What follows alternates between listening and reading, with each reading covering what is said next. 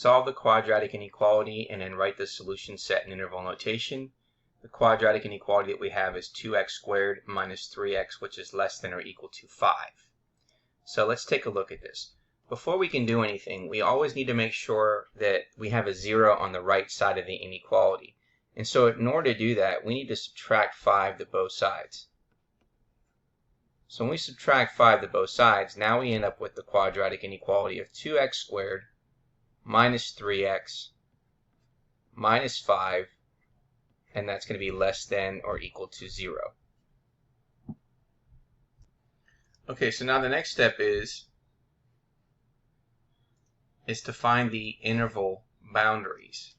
So in order to do that, we need to rewrite this quadratic inequality as a quadratic equation, and then we need to factor that to find the interval boundaries. So when we look at this particular quadratic equation, we can see that we can't factor anything, so therefore we're going to have to use the AC method to be able to factor this. Now the value of A times C, when we know that A is 2 and C is negative 5, so 2 times negative 5 is going to give us negative 10. And so now we're going to create our X to figure out what is that factor. We know that AC is going to be negative 10. The value of B is negative 3. So what two numbers can we multiply to get negative 10? When we add them together, we get negative 3. Well, it's going to be 2 and then negative 5. Okay, now remember the AC method is we rewrite the first term, 2x squared, and then these two terms, which is plus 2x, and that's minus 5x, and then the last term is minus 5, and that's equal to 0. Now we're going to draw a line in the middle to separate the first two terms from the last two terms, and then we're going to ask ourselves, what can we factor out of the first two terms? We can factor out a 2x, and what's left is x plus 1. And we're going to do the same thing on this side. We get x plus 1 over here. What do we need to multiply by x to get negative 5x? It's negative 5. What do we need to multiply by plus 1 to get negative 5? It's the same thing as minus 5. So now we can factor this. So we can factor out the x plus 1. And then what's left over is 2x minus 5, and that's equal to 0. Okay, now step number 7, we're going to use the 0 factor property. So we have x plus 1 equals 0, or 2x minus 5 is equal to 0. Over here, we get x, which is equal to negative 1. Okay, if we add 5 to both sides, we have 2x, which is equal to 5. Divide both sides by 2, and therefore x is going to equal 5 over 2. Okay, so now we determined our interval boundaries. Okay, so now I'm going to go ahead and just go over here, and then what we're going to do next is we want to make sure that we now create our number line so that we have our interval boundaries. So here is our number line.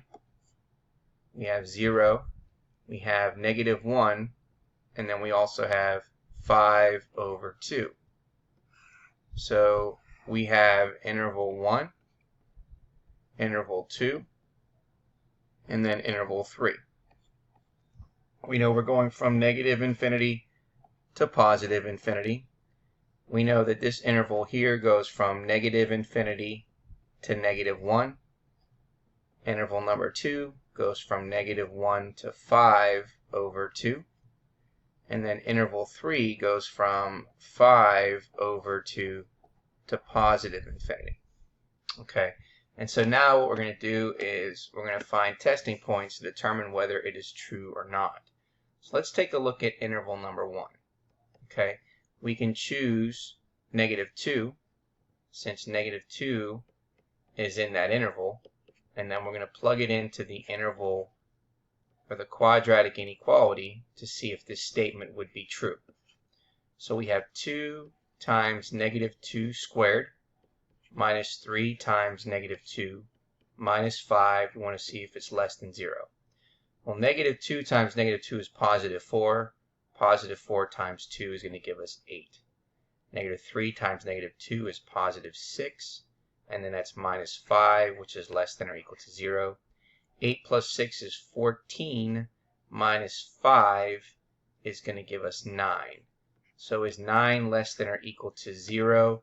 The answer is false. So it's false for region number 1.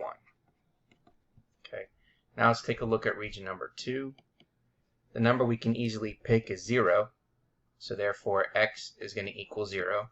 Now let's plug it into our quadratic inequality. So we have 2 times 0 squared minus 3 times 0 minus 5. We want to see if that's less than 0. This is 0, this is 0, and we get negative 5. And is negative 5 less than 0? Well, the answer is true. So we know it's true for the second interval. Interval number 3. We're going to pick, let's say, since that's 5 over 2, okay, we know that what is 5 over 2? Well, 5 over 2 is 2.5, so we can pick 3. So x is going to equal 3.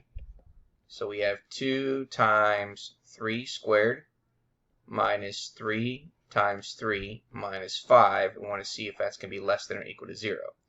3 squared is 9. 9 times 2 is 18. Minus 3 times 3, which is 9, minus 5. Well, 18 minus 9 is 9, and 9 minus 5 is 4. And is 4 less than or equal to 0? Well, the answer is false. So therefore, it is false. Okay. Now we know where it's true. Well, it's true for this interval here. Now, keep in mind, though, that when we write our solution, okay, we have a less than or equal to. So that means our answer is not going to be parenthesis negative 1, comma 5 over 2. It's going to be bracket because it says less than or equal to, which means we have to include both of those 2 points, or the 2 interval boundaries, and it doesn't make it undefined.